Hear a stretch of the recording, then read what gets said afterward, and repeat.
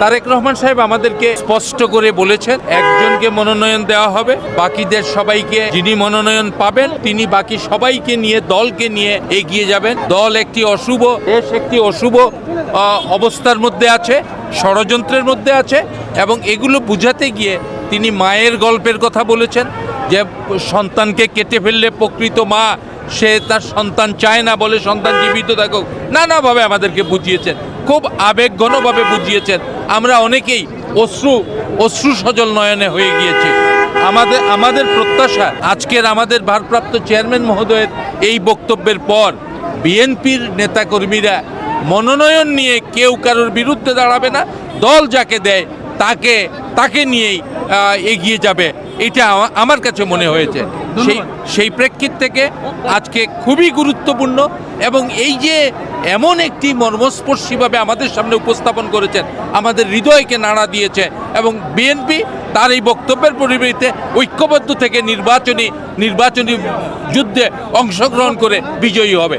প্রত্যেক প্রার্থী তার বক্তব্যে আমরা অভিভূত। আমি সারাক্ষণ বসেছিলাম, বসে আমার কাছে যেটা মনে হয়েছে যে জনাব তারেক রহমান একজন কথা সাহিত্যিকের মতো তিনি আজকের কথাগুলো বলছিলেন। প্রতিটি বক্তব্য প্রার্থীরা মনোমুগ্ধকতার সাথে এইটি শ্রবণ করেছেন এবং প্রত্যেকটি বক্তব্যের সারমর্ম আমরা উপলব্ধি করতে চেষ্টা করেছি। ওনার বক্তব্যের মূল বিষয়বস্তু হচ্ছে যে আমাদের বিএনপি নামক ধানের শীষ নামক যে সন্তান, এই সন্তানকে আমাদেরকে বাঁচাতে হবে, এই সন্তানকে যেন আমরা বিভক্ত না করি। দল প্রতিটি আসনে একজনকেই মনোনয়ন দেবেন, যারা মনোনয়ন পাবেন না তারা যেন সেই সন্তানকে বিভক্ত করার মতো ভূমিকা আমরা পালন না করি। আজকে একটা বিদেশি ষড়যন্ত্র চলছে, দেশের সার্বভৌমত্বের বিরুদ্ধে ষড়যন্ত্র চলছে। আমরা সবাই যেন ঐক্যবদ্ধভাবে আমরা একসাথে এই দল এবং এই দেশ বিল্ড করার প্রত্যয় নেই। এবং উনি বলেছেন যে সেখানে আমাদের মাদার অফ ডেমোক্রেসি, এবং উনি বলেছেন একটা সন্তানকে যাতে আমরা 2 ভাগ বা 3 ভাগ না করি, অর্থাৎ ইস্পাত করিন অক্ষের কথা বলেছেন এবং love and affection for your party এই কথাও বলেছেন। আমরা যদি আসলে দলকে ভালোবাসি তাহলে ঐক্যের কোনো বিকল্প নাই। যারা প্রার্থী হবেন তাদের সাথে অন্য যারা হবেন না তাদেরকে সাথে থেকে দলকে ধানের শীষের প্রতীকে বিজয় করবার জন্য আমাদের একতাবদ্ধ হয়ে কাজ করবার জন্য আমাদের নির্দেশনা দিয়েছেন। উনি চেয়েছেন ঐক্যবদ্ধ সবাইকে নির্বাচন করতে হবে, সবাই মিলে একটা নতুন বাংলাদেশ গড়ার নির্মাণে ঐক্যবদ্ধ হয়ে নির্বাচন করতে হবে, এইটাই তার কথা। এবং সবাই আমরা বিশ্বাস করি ঐক্যবদ্ধ নির্বাচন হবে।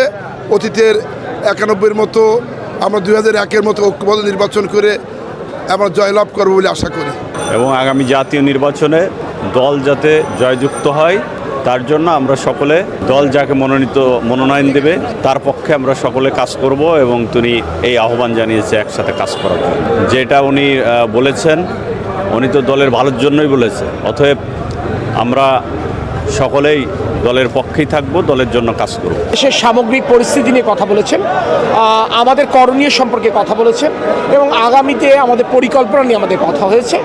এখানে শীর্ষ নেতৃবৃন্দের বক্তব্য আমরা অনুধাবন করবার চেষ্টা করছি এবং আমি মনে করি আজকের যে মিটিংটা হলো এটা অত্যন্ত ফলপ্রসূ হবে বলে আমি বিশ্বাস করছি। কারণ মিটিংয়ে যে আবহ ছিল তাতে আমার কাছে মনে হচ্ছে আমাদের শীর্ষ নেতারা যেটি উপলব্ধি করছেন আজকের মিটিংয়ের মাধ্যমে, সেই উপলব্ধিটা আমাদের মতো তৃণমূলের নেতাকর্মীদের মধ্যে সঞ্চারিত হলো এবং আমরা ইনশাল্লাহ এই বার্তাটি মাঠ পর্যায়ে পৌঁছে দেওয়ার জন্য সর্বোচ্চ চেষ্টা করব। আমাদের শীর্ষ নেতা যে সিদ্ধান্ত গ্রহণ করবেন আপনি নিশ্চিত থাকতে পারেন, যার মধ্যে ন্যূনতম শহীদ রাষ্ট্রপতি জিয়া রহমানের আদর্শ আছেন, তিনি দলের সিদ্ধান্তের বাইরে একটি কথা বলবেন না। ইনশাল্লাহ সর্বতভাবে দলের প্রার্থীকে দেশের স্বার্থে জয়লাভ করার জন্য সর্বোচ্চ চেষ্টা করবেন। Green signal, yellow signal, red signal, আসলে দল যদি কোনো কিছু সিদ্ধান্ত নেয় এটা প্রকাশ্যই হবে, এটা লুকোছাপার কোনো মতো বিষয় না, এটা গণমাধ্যম জানতে পারবেন।